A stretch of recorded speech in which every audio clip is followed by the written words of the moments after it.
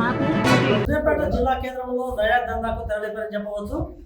ఎవరైతే నిరుద్యోగులు ఉన్నారో వాళ్ళందరికీ కూడా మణికంఠ ఏజెన్సీ అనే పేరుతో బాధ్యత దగ్గర లక్షల రూపాయలు వసూలు చేస్తున్న దాఖలాలు మనకు కనిపిస్తున్నాయి. ఈ రోజు మనం జిల్లా కేంద్రంలో ఉన్నటువంటి మెయిన్ రోడ్ లో ఒక ఆఫీసు తెరవడం జరిగింది.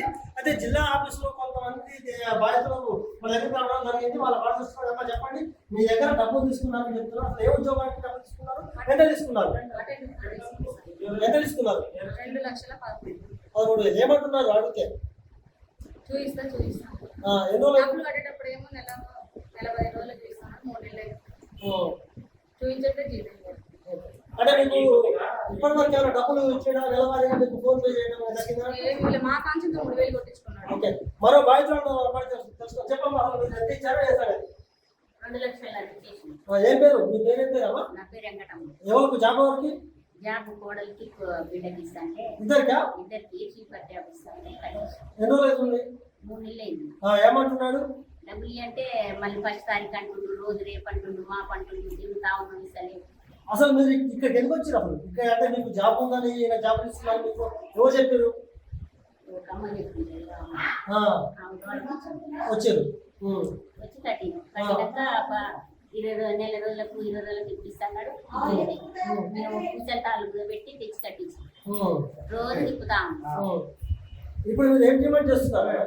ఏం డిమాండ్ చేశారు సార్? మా డబ్బులు మాకు ఇచ్చేసి మాకు ఏ జాబ్ ఉంటే.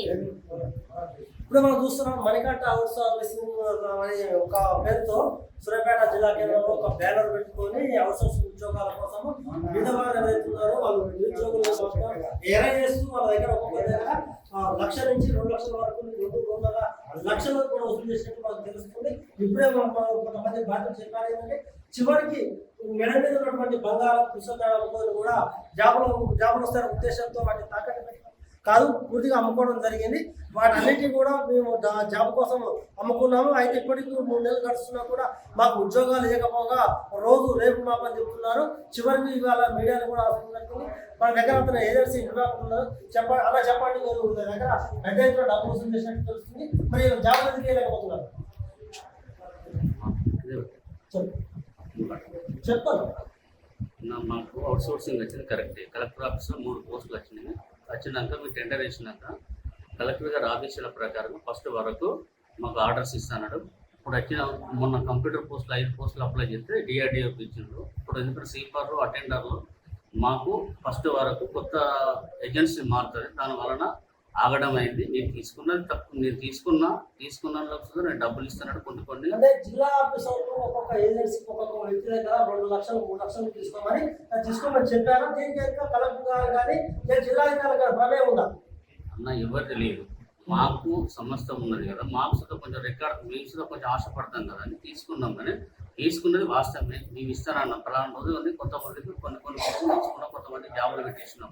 వాళ్ళు చేసిన సుధా వాళ్ళకు మేము పలానా వ్యక్తికి దీనికి ఉన్నాయి పాపం ఇవి లేవు దీనికి ఇస్తామని సుధా మేము బతిలాడి వాళ్ళు గదో పట్టుకుని ఇస్తాను. కానీ కొంచెం లేట్ వాళ్ళు అర్థానుడు కూడా ఓకే అన్న.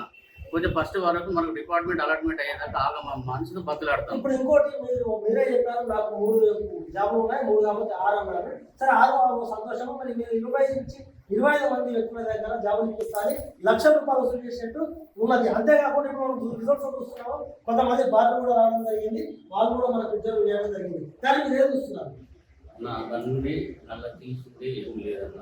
నేను అలా 25 మంది 30 మంది అన్నది ఏం లేదు. నేను తీసుకున్నది 10 మంది. అంటే అలా కొంతమందికి ప్రొసీడింగ్ ఆర్డర్ ప్రకారంగా వాళ్ళ టైం ప్రకారం ఇస్తాం. అలా దొంగదాపకం ఏం లేదు వాళ్ళకి. ఎందుకంటే కొంచెం వాళ్ళకి ఇప్పుడు లేట్ అయినందుకు ఎందుకు లేట్ అయింది, లేట్ మా పైసలు మాకు కొంతమంది మేము చేయం సార్ మా పైసలు మాకు కొంచెం టైం ప్రకారం ఇస్తానమ్మా, కొంచెం టైం ఇవ్వండి అని బతులాడతాను. ఇప్పుడు మీరు టైం అనేది కారణం ఎందుకంటే వాళ్ళ డబ్బులు ఖర్చు పెట్టారా లేదా వాళ్ళ అధికారులకు ఇచ్చారు అన్న? ఇది కొంచెం ఎందుకంటే కొంచెం దానికి ఒక ప్రాబ్లం ఉంటుంది. మాకు సుద్ధా కొంచెం ఎందుకంటే మీకు ఒక రాజకీయ నాయకులు, ఒక టీఆర్ఎస్ రాష్ట్ర నాయకులు. ఎందుకంటే మాకు సుద్ధా ఒక విషయం ఏంటంటే ఎవరికి ఇయ్యాల రేపు ఏ మనిషికైనా కొంచెం ఎక్కేస్తారో డొక్కాడుతాం. మాకు ముందుకు ఎందుకంటే బతులాడి ఇవ్వాలి. మా ప్రభుత్వం లేదు. ప్రభుత్వంలో కూడా అరవకోసపడి ఏదో ఒక నీయాసం కాళ్ళు మొత్తుకొని తెచ్చుకుంటారు. మమ్మల్ని ఇబ్బంది పెట్టిన సుద్ధా 5 పోస్టులు మొన్న 5 పోస్టులు కంప్యూటర్ ఆపరేషన్ పోస్ట్ వచ్చిన సుద్ధా మమ్మల్ని నన్ను బాధ పెట్టి వాళ్ళ డిఆర్డీఏకి ఇచ్చిండు. దయచేసి వీళ్ళ తీసుకున్నది కరెక్టే కానీ నేను వాళ్ళ పద్ధతి ప్రకారంగా మీ ఆధ్వర్యంలో ఇస్తానని చెప్పుకుంటాను. కానీ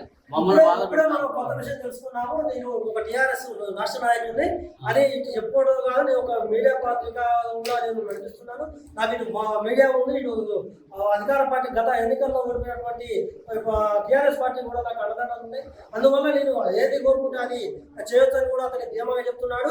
ఇప్పుడు అతని మాట తెలుసుకున్నాము. నేను టీఆర్ఎస్ పార్టీ నాయకుడు అని చెప్పుకోవడం కూడా ఒక విశేషం. మరి దీని సూర్యాపేట టౌన్ సిఐ గారిని కూడా తెలుసుకునే పని చేద్దాం.